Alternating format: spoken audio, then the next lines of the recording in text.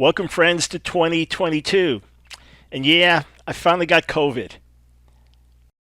Hey, friends, this is Michael Brown. I am delighted to be with you, but I am not in studio today. In fact, none of us are in studio today. Our team is all out with COVID, if you can believe it, all in different places, all contracting it at different times over the break. But we are mending, and by God's grace, we'll be back in studio. But I'm going to be coming away live the rest of this week. However, God willing, God helping. However, for those watching, it's going to be different because it'll be audio only because we're not in studio, which obviously you understand why we're not there. For those listening on radio and for those listening on podcast, everything should sound just the same. But here's what's really interesting, and then I'll tell you about my condition, give you some reflections on the new year, and a bunch of other things. We'll have a good, edifying, interesting broadcast today. But we were really excited about launching some brand new things starting the first of this year. I'm talking about new music at the beginning of the show, a new intro, and a brand new studio. Well, the studio is brand new. I specifically have not seen it yet because the plan was for me to be out of the office until the team finished putting everything together so I could walk in. I've seen the layout of it, but not physically, just seen it on computer. Now I was going to physically see it. Well, I haven't been back in to see it because I came down with COVID over the break, right around Christmas time. So the new launch, we're going to save the new music, the new intro for when we have the new studio. And so now you get to wonder, what music is going to be? And how's the intro going to be? And he did a little different intro. Yeah, so you got something to look forward to. And then the new look on the studio. Now, if you've been following me on social media over the break, you'd say, well, Dr. Brown, I didn't see you post anything about having COVID. The reason I didn't do it was because overall, it's a mild case. I know I've had it now, a week and a day roughly, and it kind of drags on. So some days I spend a good part of the day just sleeping and no motivation at all, just watching sports and chilling, very little writing. So the thing's draining, and body ache some days, and especially the first few days, and a mild fever a few days. But overall, it's a mild case. Now I don't know if it's just the particular strain that I got hit with. Nancy got hit as well at the same time. I don't know if we got it from the same person or if I brought it home and gave it to both of us or somewhere else we got it. We don't know. Simply don't know. But even though it drags on and it's a bummer and all of that, really it's been relatively minor. And because of that, I just didn't think it was necessary to post something. Now, if I'd had some real need, if there was some crisis, we've been requesting prayer for a close friend for many years, just in his 50s, that needs a miracle, battling COVID, really needs a miracle. So we posted prayer requests for that. And Nancy gave some updates just about her own condition. But I know you're so devoted and you're so prayerful and you're so concerned that if I posted something, it just would draw unnecessary attention. So thankfully, continue to get better. And some interesting things, though, I just want to talk about. A bunch of things I want to talk about in terms of 2021, 2022, some spiritual insights, some thoughts. But since I'm telling you about COVID, let me just mention some things that are really interesting. The first is that this is different than another sickness that you get. Now, I've had bad colds that in terms of symptoms were much worse than this. I mean, much more uncomfortable, much more miserable to deal with, had me in a state of real misery. And then a few times I've had the flu badly back in 1985. So I was just about 28, 29 years old. Out of the blue, I get a really bad fever. My temperature spikes as high as 105. I'm, teaching one day, ready to collapse the next day. And then finally, after a week, taken to the hospital with double pneumonia, and no one could understand how someone my age and healthy, right, 28, 29 years old, would get pneumonia. And it turns out that I had viral and bacterial at the same time. It was really a demonic attack. I go into details about it, but this particular case, I know, was a demonic attack. I remember when something happened to me demonically in terms of an attack, and then it was the next day out of the blue, I woke up really sick. So, being sick then, or when I got chicken pox at the age of 37, and, the older you get, the worse it can be. That was miserable. I remember feeling just absolutely miserable. So in terms of the symptoms here, it didn't compare. Like I said, a really bad cold has been worse than this. And bad flu, the few times I've had it, was worse in terms of symptoms, right? But the strange thing with COVID is because we know people that died of it, even they seem to be doing okay, and then they got really sick and they died. And you just hear so much about it that there's this fear thing in the air. And many of you that had COVID, of course, the vast majority recovered. But what is it, 99% recovered, especially with younger people. But what's really interesting is, I guess it was the second night, and I woke up from a nap. It took, like I said, a whole lot of naps during these days. But I woke up from a nap, and I don't know what happened, but for a split second, I felt like I couldn't breathe. And this wave of fear hit me. This is it. This is when it happens. Next thing, they rush you to the hospital. Next thing, you die in the hospital. It's like, where in the world did that come from? And I'm not, I think you know me well enough to know I'm not a fearful type of person.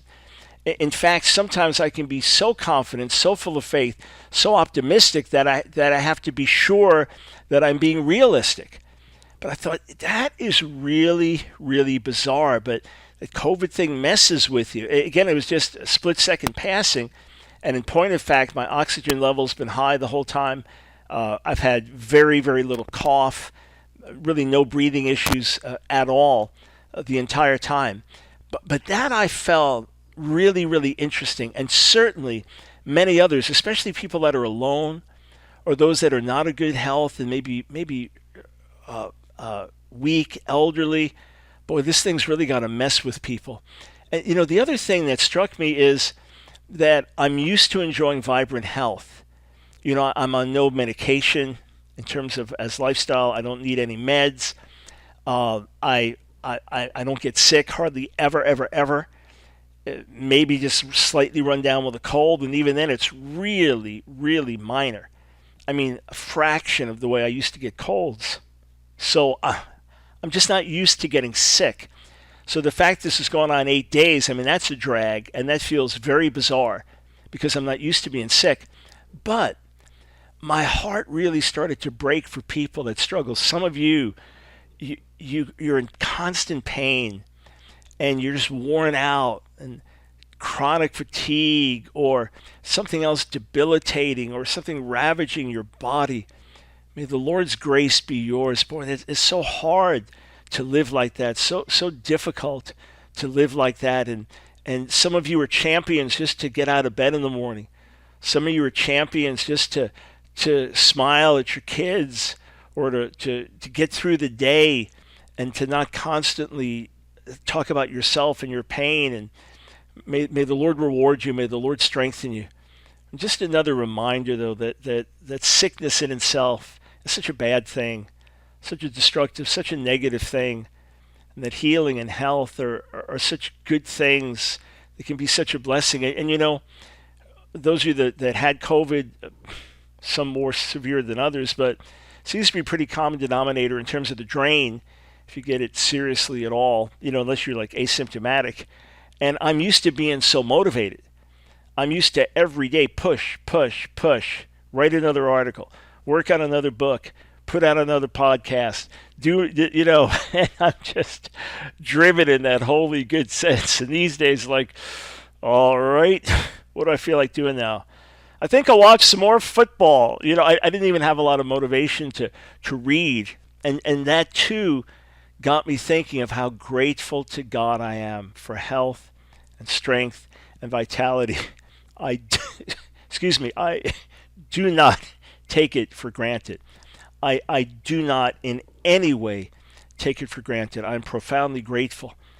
Last thing about COVID, and by the way, this is the most I've really seriously used my voice over these days. I haven't used it at all except for chatting with Nancy or a couple other conversations for like 8 days.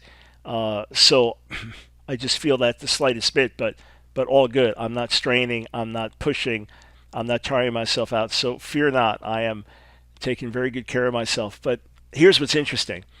My doctor, Dr. Mark Stengler, of course you know now from the broadcast, he had prescribed for us ivermectin early on, just to say, hey, get a prescription, get it filled, and then if you get COVID, you'll immediately have this.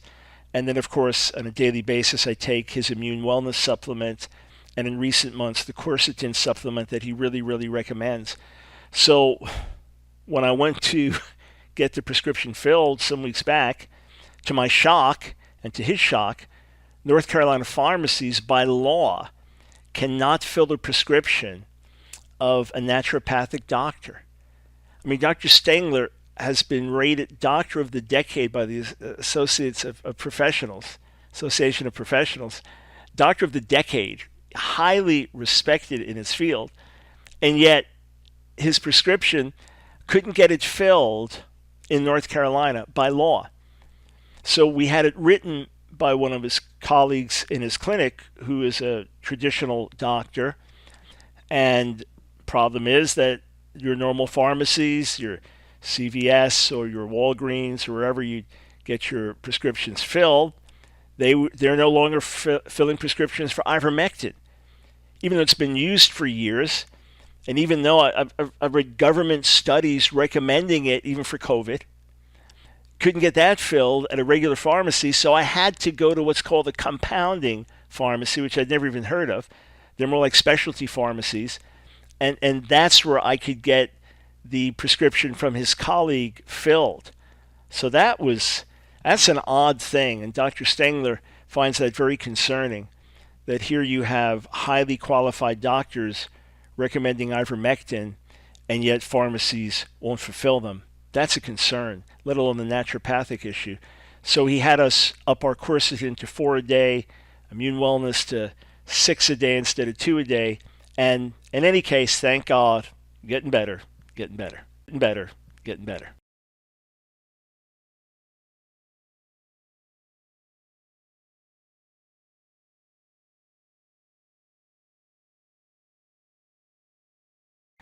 Thanks for joining us today on The Line of Fire. Again, we are audio only, but everyone listening on our great radio stations and podcast, everything always the same there.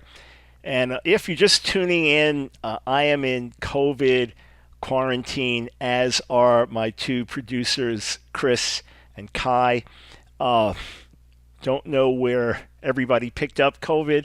I've been out of the office for some days. This was, in fact, the end of the year, starting on the 17th, was supposed to be a designated vacation time.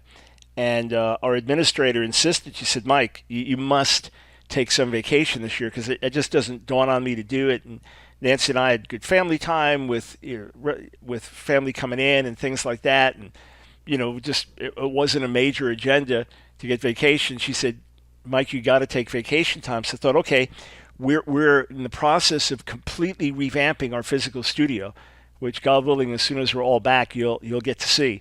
And I haven't seen it in person yet. That was the deal, that the guys would work on it in my absence, and then I'd come in when it was ready. So I've seen the mock-up of it, but not the actual studio.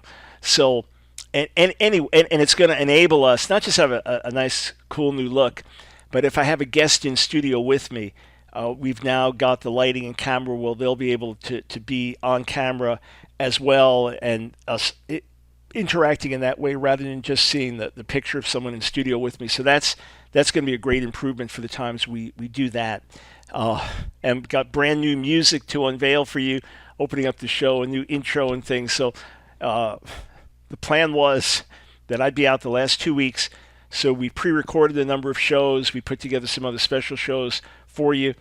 And it was pseudo vacation because I was writing like crazy. I was home really getting into my Isaiah commentary and writing that, enjoying it, writing articles and things. And then right around Christmas, I guess maybe day after Christmas or so, Nancy and I just got hit with COVID, and it was a couple days in where Nancy's fever got a little higher, and then suddenly, she shot me a note because we were in different rooms. She shot me a note and said, "Hey, I feel like 1,000% better."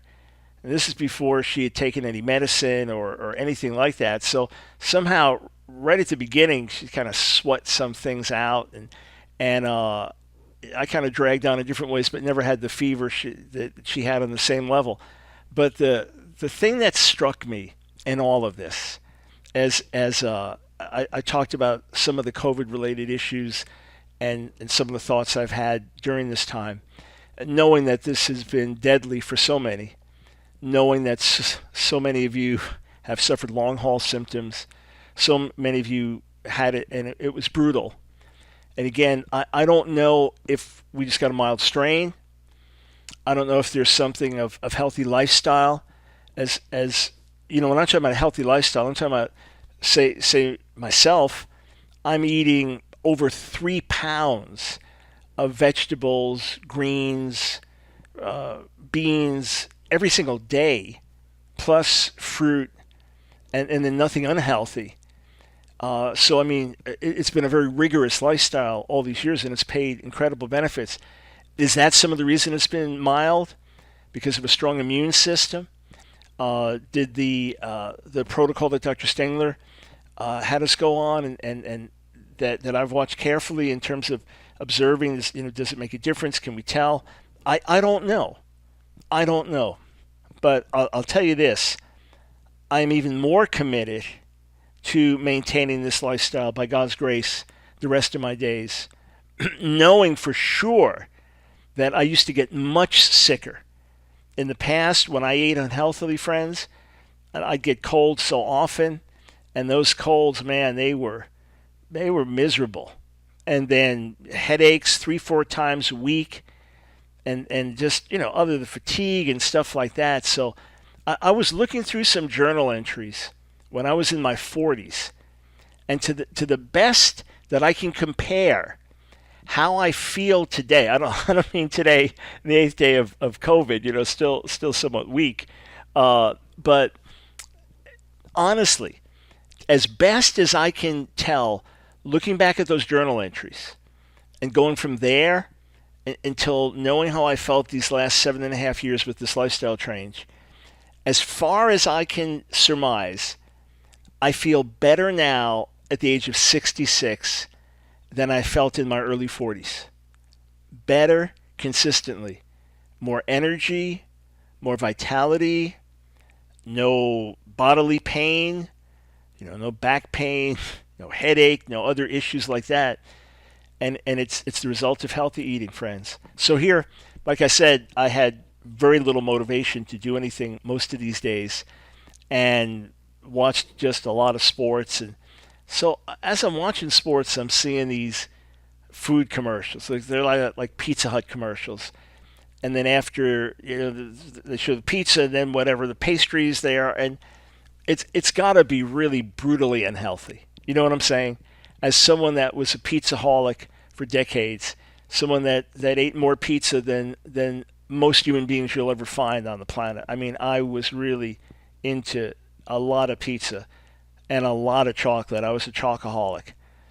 And I look at that stuff, and most of it is so destructive.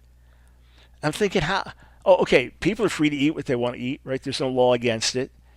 And it's not to say that you can't splurge every so often or on a special occasion, eat something that's not entirely healthy. But that's not the issue here. The issue is I'm sorry. I know it's the new year. You're like, oh, come on, man. You're hitting us with all this. Well, yeah, it is. It's a great time to. It's New Year's, right? New Year's resolutions. Get Breaking the Stronghold of Food. If you don't have the book yet, came out a couple years ago, where Nance and I tell our story of life transformation. Now's a great time to get the book. Absolutely. Buy it. Buy copies for everybody you know. Put it into practice and you'll be blessed. I am 100% sure you put into practice what you read there and you'll be blessed as you do it. But I'm looking at this stuff thinking, what are we doing? I mean, it's on average, when you look at the number one cause of death in America, for many years it's been heart disease, right? And the vast majority of instances of heart disease didn't have to be there. The vast majority would not have been there with a different lifestyle. I'm not saying 100%. The last thing I'm doing is criticizing someone that died of a heart attack. What did you do to yourself? No, quite the contrary. I'm urging us and saying, it makes sense to invest in healthy living. It makes sense to invest in healthy eating. The benefits are just, they're so worth it. And then the other thing is once you get into it, it becomes a lifestyle and you don't feel deprived.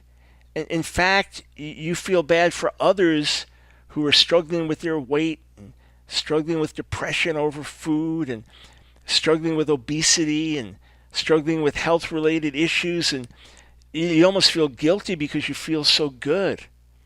So I want to encourage you, don't be a slave to food. I know it's hard. People say, well, Dr. Brown, you are just so amazingly disciplined. Then why did it take me 59 years to get it right? Okay? Yes, by God's grace, I'm disciplined in certain ways. And yes, by God's grace, the Lord's helped me in certain ways where I make a break with something for life and that's it. But come on, let's be realistic. How disciplined was I being a chocoholic for all of my adult life? All of it, with rare exception. How disciplined was I getting as high as 275 pounds, even though I'm almost 6'3"? My ideal weight, maybe with a little muscle tone, maybe is around 185. Okay? I was 90 or 95 pounds overweight. How at the highest? How disciplined was I? You say, well, that doesn't give me much hope. No, it should give you a lot of hope.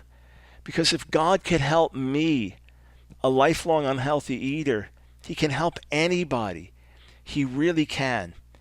And one thing I encourage you to do with the Lord is just be totally honest. Lord, I'm a food addict. Lord, I'm a slave to this kind of food or that kind of food. Lord, I can't imagine living without it.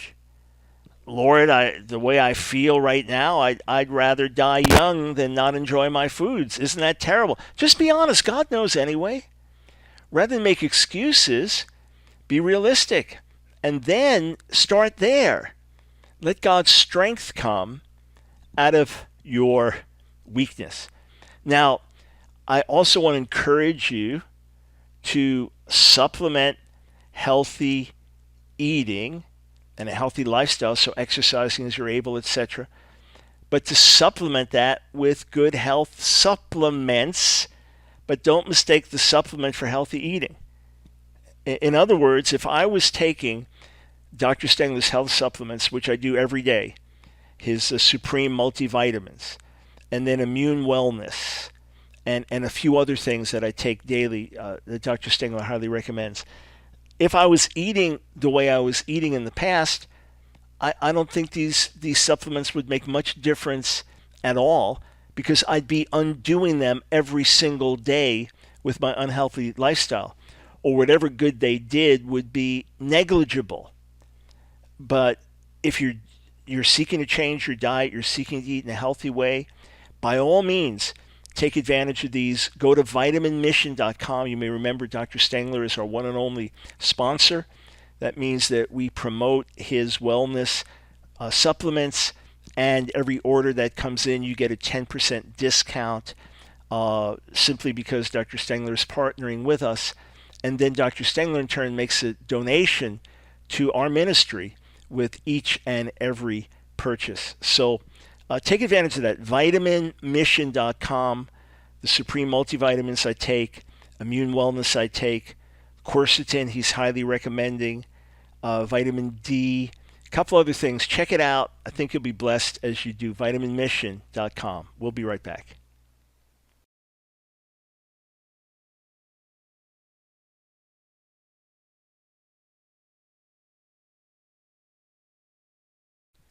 Thanks for joining us today on The Line of Fire. This is Michael Brown. Together with my team, we are in COVID quarantine. I'm a little bit ahead of the producers, Kai and Chris, who got sick after I did, but by God's grace, everybody mending, getting strong.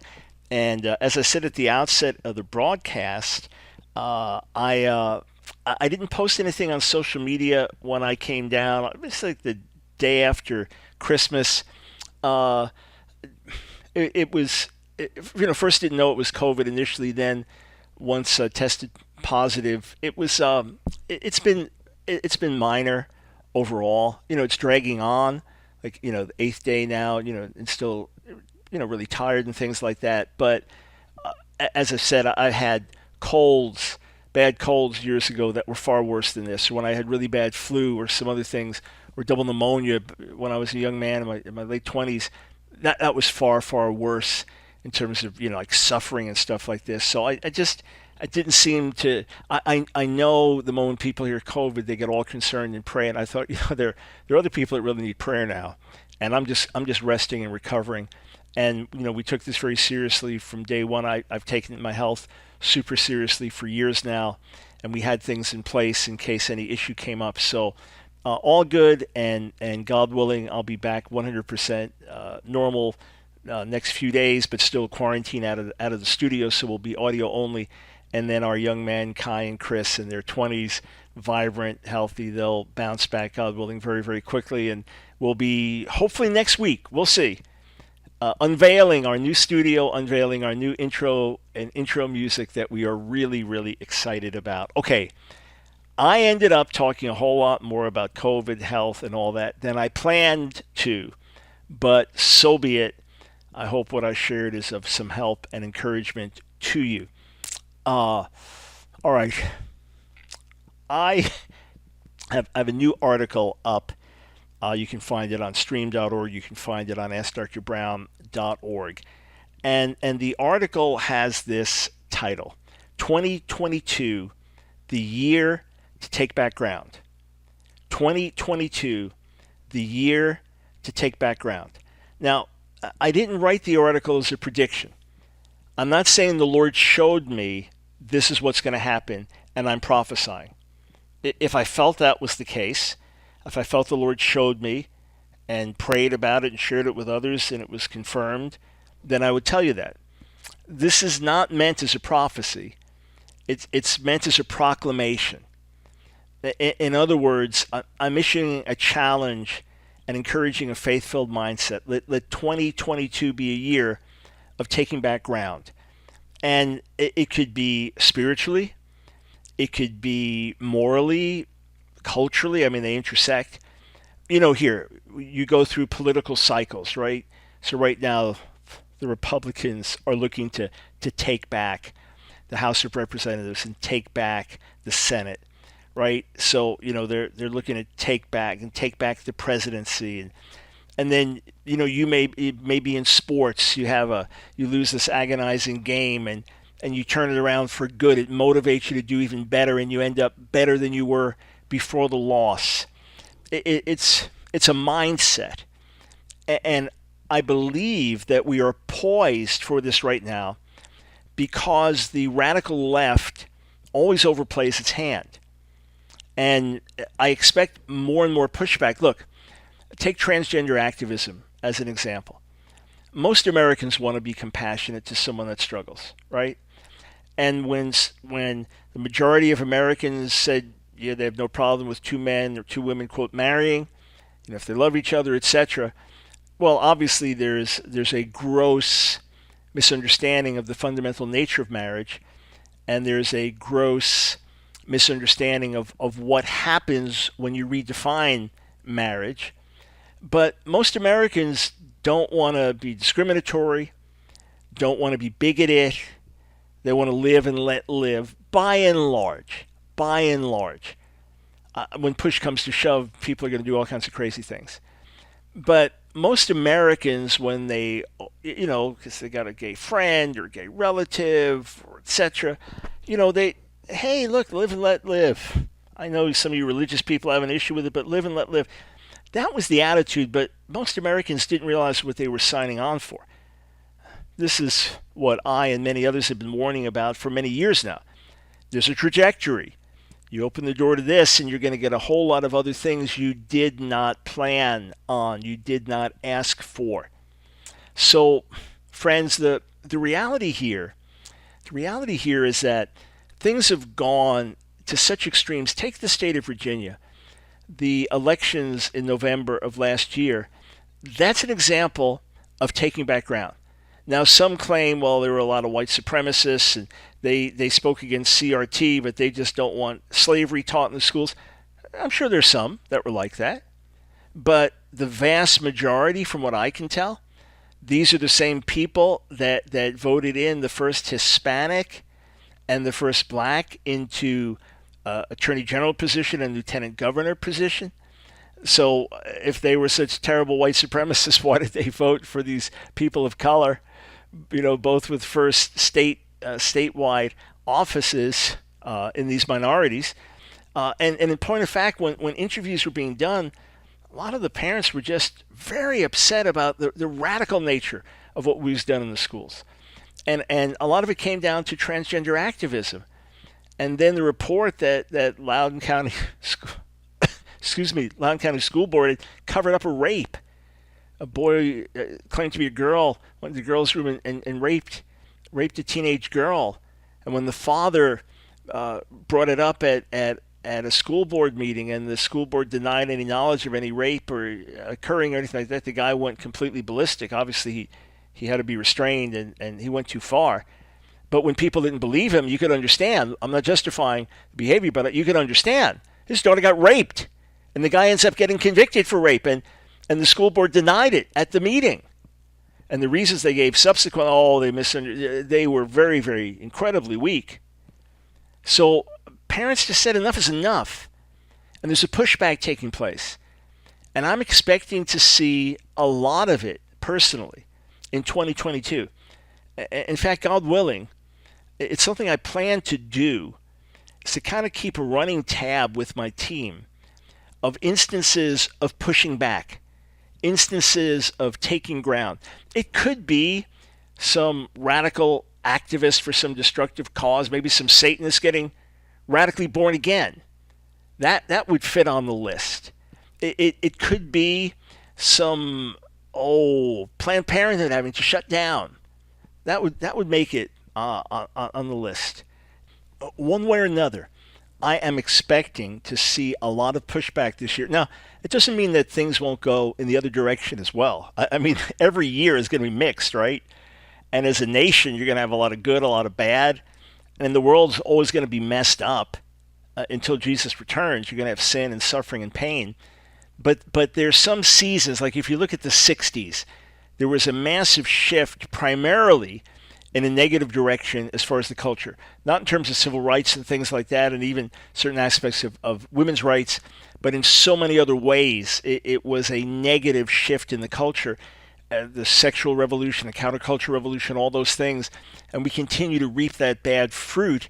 But the pushback continues. The pushback we've been talking about for years, that continues. Let me just give you an example of something that's in my article that just came out today, 2022, the year to take back ground.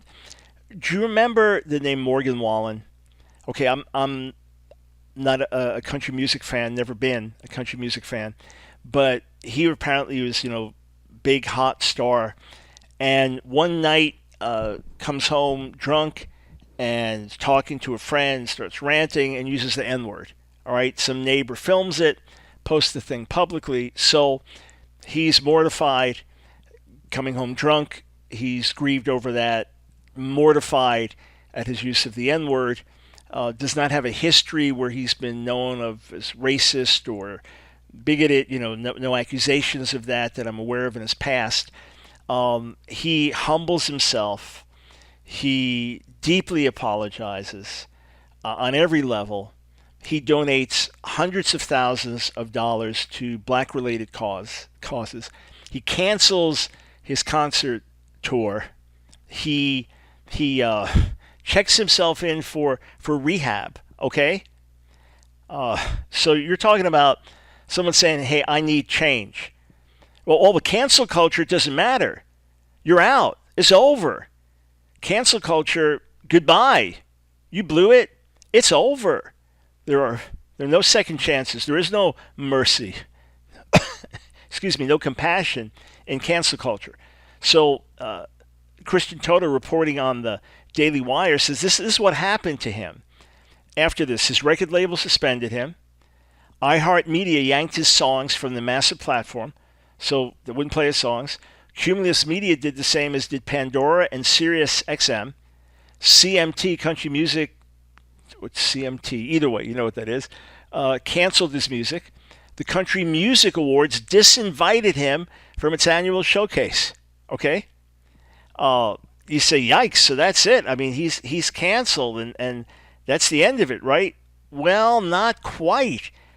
The article, Daily Wire, notes that he crushed 2021 by having, excuse me, the number one selling album of the year, Dangerous, the double album.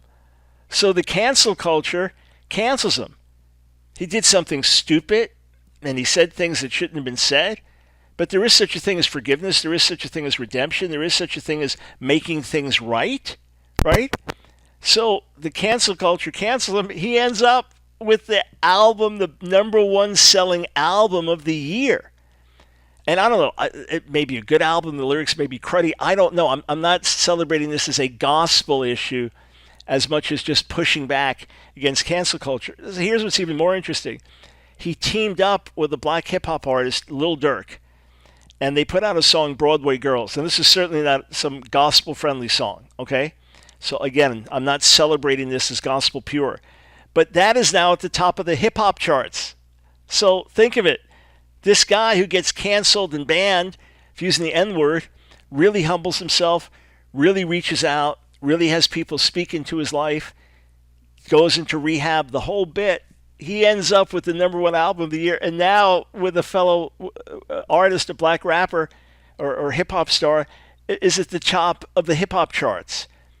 That, to me, is one of these things. Again, it's not a direct gospel victory, but it's an instance of society saying, we're pushing back, of society saying, this cancel culture thing is going too far. In my book, The Silencing of the Lambs, that comes out beginning of March, I give example after example after example of leading secular people, even on the left, saying enough is enough with this cancel culture stuff. Okay, we got more to talk about. Significant deaths in 2021.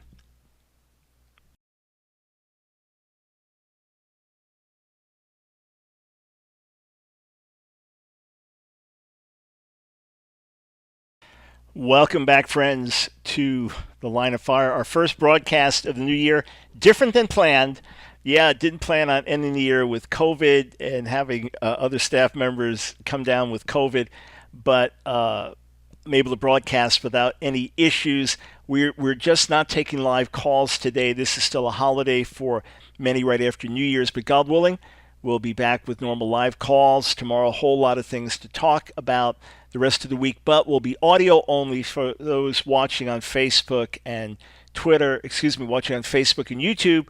You'll see a picture of my smiling face, but that's it. That's it. And for those wanting to know an update on my condition, I haven't posted on social media just because it's been overall such a mild case of COVID and didn't want anyone concerned. If I had any concern for my health or thought there was any real need, I would have immediately asked for prayer. This is nothing that you play games with. We've taken this with the utmost seriousness, Nancy and I, and encourage you, if you're dealing with it, to take this with the utmost seriousness. This really is a deadly disease, and it's really destructive, and it feels demonic, if you know what I mean. It just, the way it drags on and drains you. But by God's grace, we're coming through just fine. Nancy is as well, coming through just fine. We've got some other family members with COVID. By the way, we got family members who are vaccinated, family members who are not vaccinated, family members who are not vaccinated who got COVID recently, family members who are vaccinated who got COVID recently. And when it comes to Omicron, this new variant, I don't know if the vaccines are really doing much of anything. Maybe they're lessening symptoms. I don't know. But there seem to be more and more reports that this is just kind of spreading everywhere. I'd be curious to know, as we're taking calls again, God willing, tomorrow, how many of you have been hit with your family. And what's interesting is that Chris was away on vacation. Kai was working in studio. I was home on vacation. It's kind of semi-vacation, just working from home, but relaxing. And we all got hit. And it, as best as we can tell, we all got hit separately and in different ways. So in any case, this Omicron deal is really out there. Any of you that are suffering now, struggling, or you've got friends that are really battling for their lives, may God's grace be with you. May he help you. May he sustain you. May he take you through. One more note about pushing back. Cynthia Millen has been officiating with the USA swimming meetings for over 3 decades. She has worked hard for women's sports and has been a strong advocate of women's sports for these many, many years.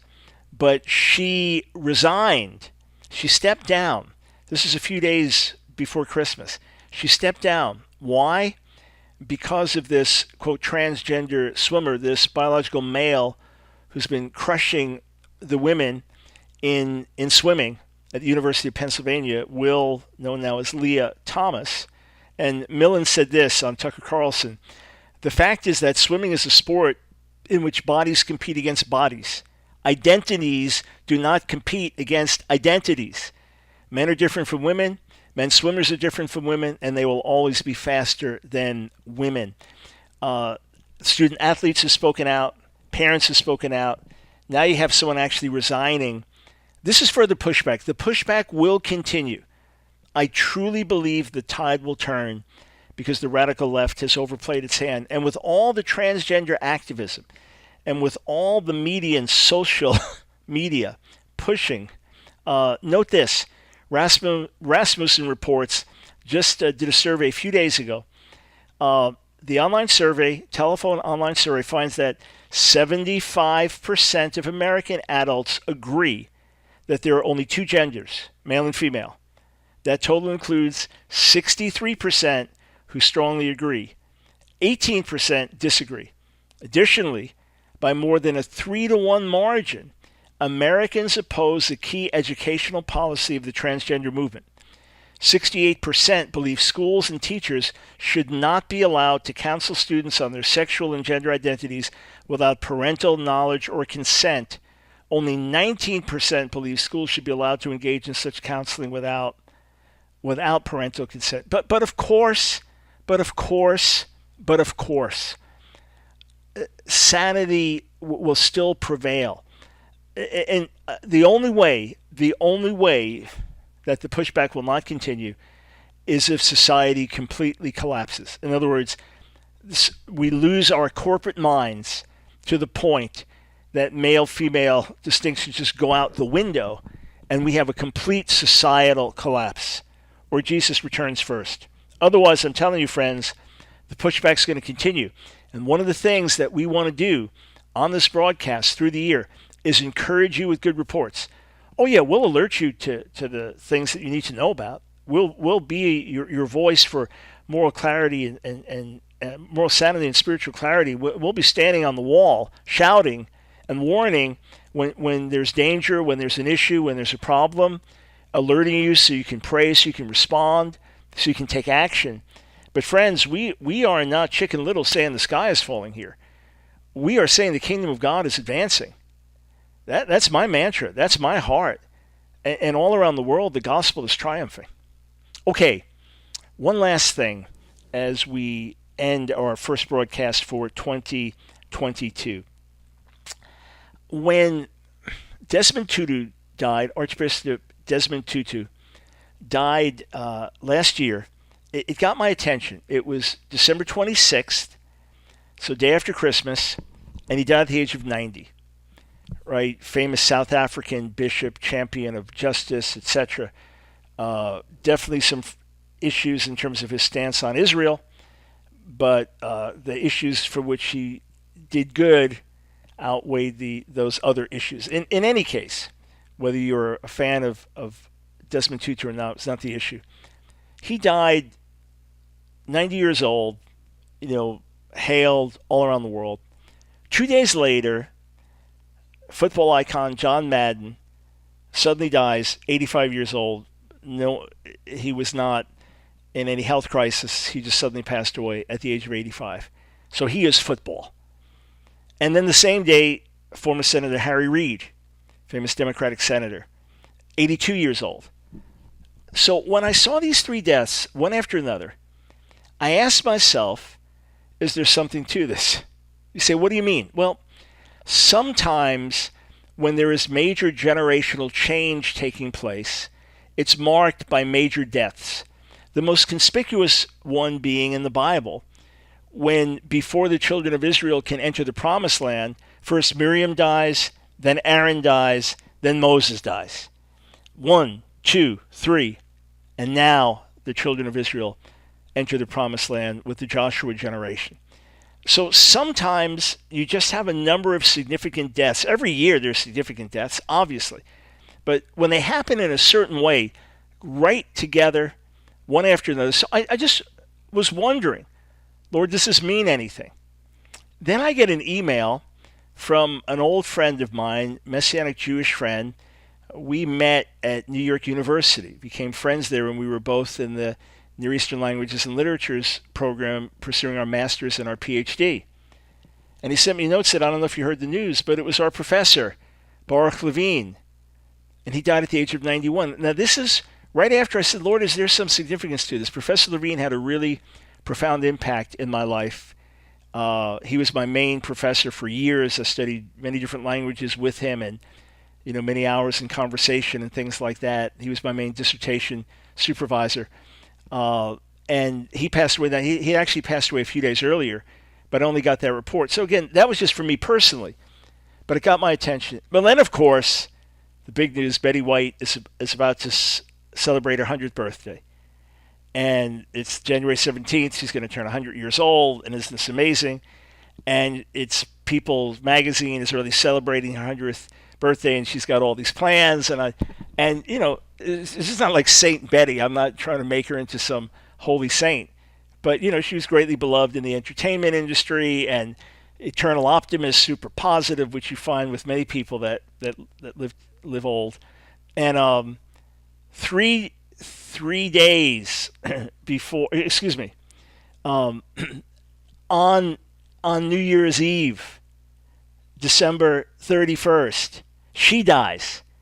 So less than 3 weeks out from her 100th birthday. And I thought, now come on. The whole nation is looking forward to her birthday, almost 100, and she dies on the last day of the year. Does it mean anything? The only observation I'll make is this. Because remember, I was asking, I was wondering, I was watching. Perhaps these significant deaths, one after another, in different fields, so from the world of religion to the world of sports to the world of politics to the world of entertainment, significant deaths in a period of 5 days, all super famous people, and then Betty White with the most anticipated birthday that the nation has been looking forward to in God knows how long, right? And she passes away suddenly. Could it be that this is symbolic of a major change coming, of a generational change of some kind, of a shift? Could it be that 2021 will be the end of something, 2022 the beginning of something, and then in the years ahead we'll be able to look back and see? I don't know. I'm just asking these questions out loud, but this much I do know. None of us can even boast of tomorrow. None of us can boast of tomorrow. Let's make each day count. Let's make this year count. Let's glorify Jesus while we have breath. Come on, friends. Together, we're making a difference.